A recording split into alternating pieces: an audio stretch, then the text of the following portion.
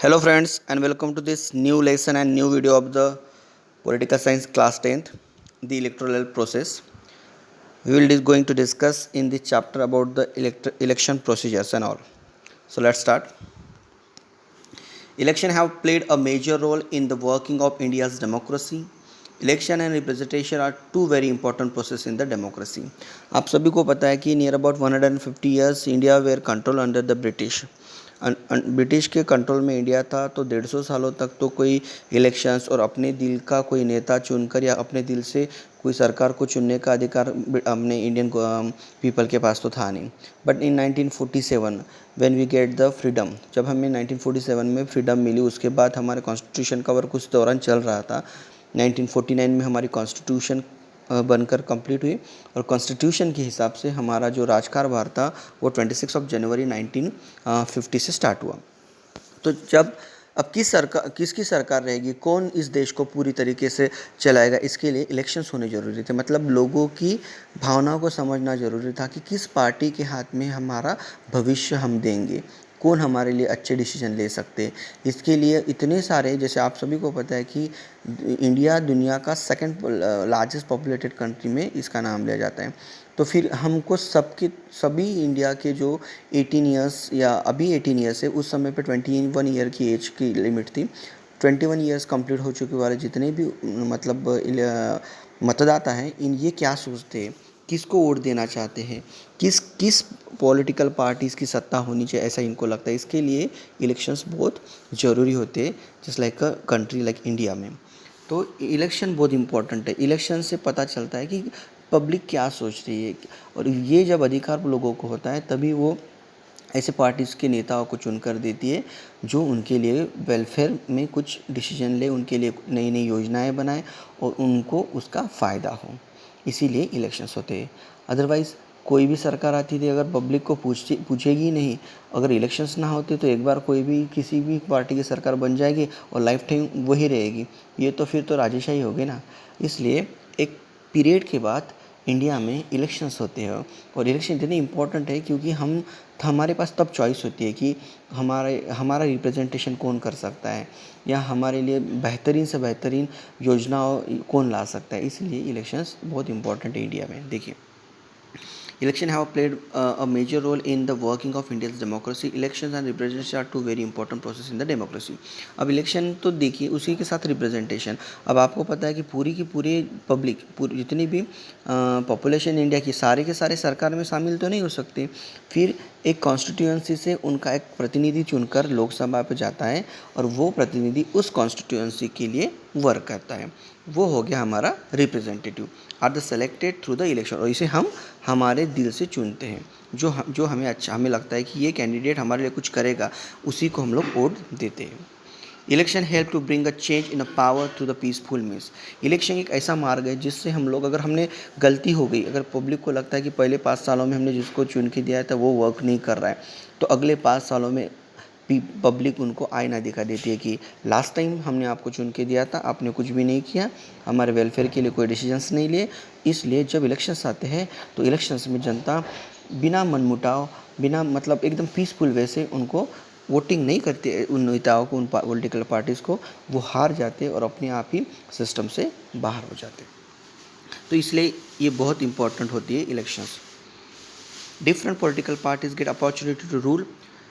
और एक फ़ायदा हम देख सकते हैं, जैसे अगर इंडिया की बात करें तो हमारी इंडिया जो है ये मल्टी पार्टी सिस्टम की मतलब यहाँ पर होती है. कई देशों में आप देखते हो कि मतलब एक या दो ही, अगर दो ही पार्टीज़ है तो आपको एक या दो ही ऑप्शन रहेंगे. बट हमारे यहाँ पे मल्टी पार्टी सिस्टम होने की वजह से हमें जिस पार्टी के नेताओं को चुनना है, हमारे पास ऑप्शंस होते हैं. और इससे हर पार्टीज़ में एक डर बैठा हुआ होता है कि अगर हम अच्छा काम करेंगे तभी हमको डबल जनता चांस देगी, अदरवाइज़ ये अगले इलेक्शंस में हमको वोट नहीं देगी. ये एक फ़ायदा है और हर पार्टी को रूल में आने का एक मौका मिलते रहता है. Policies of the government and life of society also change. इसी के साथ साथ होता क्या है कि जो गवर्नमेंट की पॉलिसीज़ होती है, सपोज़ अगर अभी आप देख रहे हो कि अभी रूलिंग पार्टी में बीजेपी है, तो बीजेपी अगर कोई प्रोजेक्ट चला रही है या कोई पॉलिसी चला रही है, इसके आने वाले जो इलेक्शन है उसमें अगर बीजेपी के जगह कांग्रेस आती है तो ऑब्वियसली उनके एजेंडाज कुछ और रहेंगे, उनके पॉलिसीज़ कुछ और रहेंगे। वो जनता को ज़्यादा से ज़्यादा मतलब उनका जो ध्यान है या उनका जो माइंड है हमारी तरफ, अपनी पार्टी की तरफ खींचने की और नई नई पॉलिसीज़ को रन करेगी और कहीं ना कहीं इनडायरेक्टली उसमें आम जनता का फ़ायदा ही होते रहेगा। We expect that the representative we elect should be efficient, honest and trustworthy and that they should respect the opinion of the people। हम जिसे भी चुन कर देते हैं हम ये एक्सपेक्ट करते हैं उससे कि वो उस रिप्रेजेंटेटिव ने लोकसभा में जाकर, लेजिस्लेचर में जाके ऐसे कुछ वेलफेयर्स के काम करने चाहिए जिससे पब्लिक की उसमें डेवलपमेंट हो। The erectile process should also be free, fair and reliable. Erectile process जो होती है, जिसे हम मतदान की जो प्रक्रिया है वो कैसी होनी चाहिए? फ्री होनी चाहिए, फेयर होनी चाहिए और रिलायबल होनी चाहिए। अगर ये भरोसा लोगों में रहेगा कि हम जिसे वोट करें सच में वो उसी को वोट मिल रहा है, या लोगों के ऊपर ये दबाव रहेगा कि नहीं आपको इसको वोट देना है, तो ऐसे दबाव के कंडीशन में, ऐसे प्रेशर के कंडीशन में लोग अपना जो मत है, जिसको हम लोग वोट कहते हैं, वो सही आदमी को नहीं दे पाएंगे। और ये चीज़ इंडिया में होती है और ये क्यों पॉसिबल हो सकती है उसके बारे में हमको इस लेसन में देखना है। To ensure that constitution of India has made provision for an independent election commission. इसके लिए इंडिया के कॉन्स्टिट्यूशन ने अलग से एक कमीशन बनाया है जिसे इलेक्शन कमीशन कहते हैं। To administer the election process in India.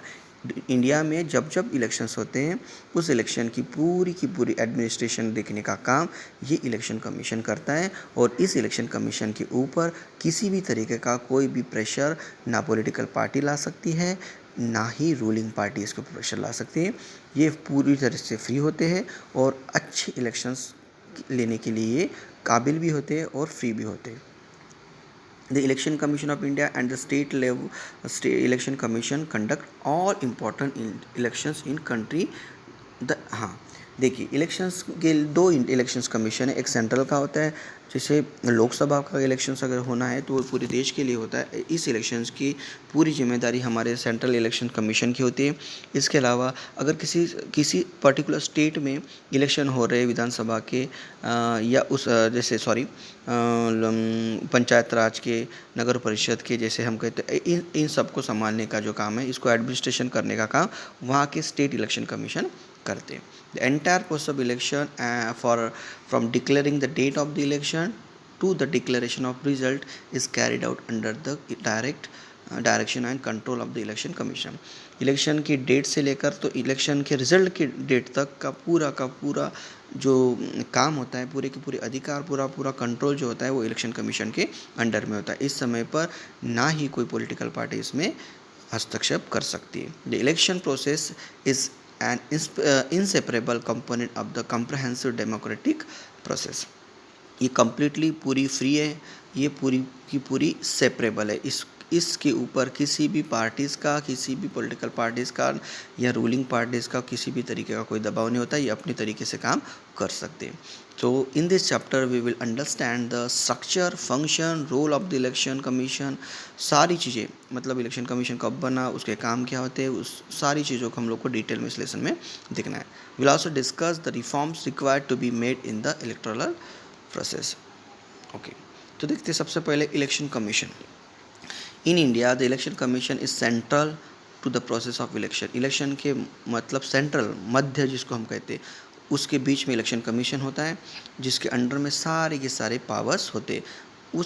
उसे जिस तरीके से उसको हैंडल करना है वो कर सकता है। और इसी के लिए article 324 of the Indian constitution has establish this autonomous body which consists of one chief election commissioner and 2 other commissioner। इसी के लिए जैसे आपको पता है हमारे कॉन्स्टिट्यूशन में बहुत सारे आर्टिकल्स हैं, उसमें से 324 आर्टिकल्स में इंडियन इलेक्शन कमीशन के बारे में डिटेल में पूरी इन्फॉर्मेशन दी है और बताया गया है कि इसके अंदर एक चीफ इलेक्शन कमिश्नर होता है और उसको असिस्ट करने के लिए 2 अलग से कमिश्नर होते हैं जो पूरी की पूरी इलेक्शन प्रोसीजर हैंडल करते हैं। डू यू नो में देखिए, Sukumar Sen was the first election commissioner after independence. आप सभी को पता है कि 1947 के बाद 1952 में फर्स्ट इलेक्शन हुए थे। उस इलेक्शन को पूरी तरीके से गाइड और एडमिनिस्टर करने का जो काम था ये सुकुमार सेन ने किया था।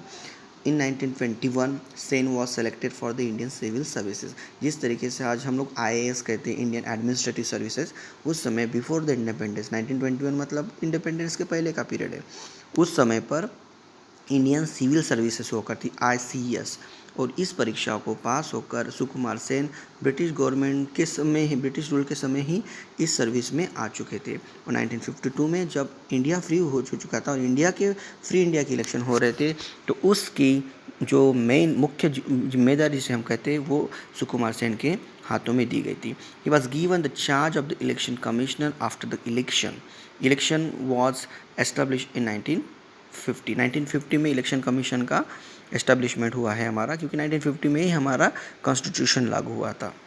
इसके बाद mister Sen efficiently handle the responsibility of the election commission in extremely adverse condition.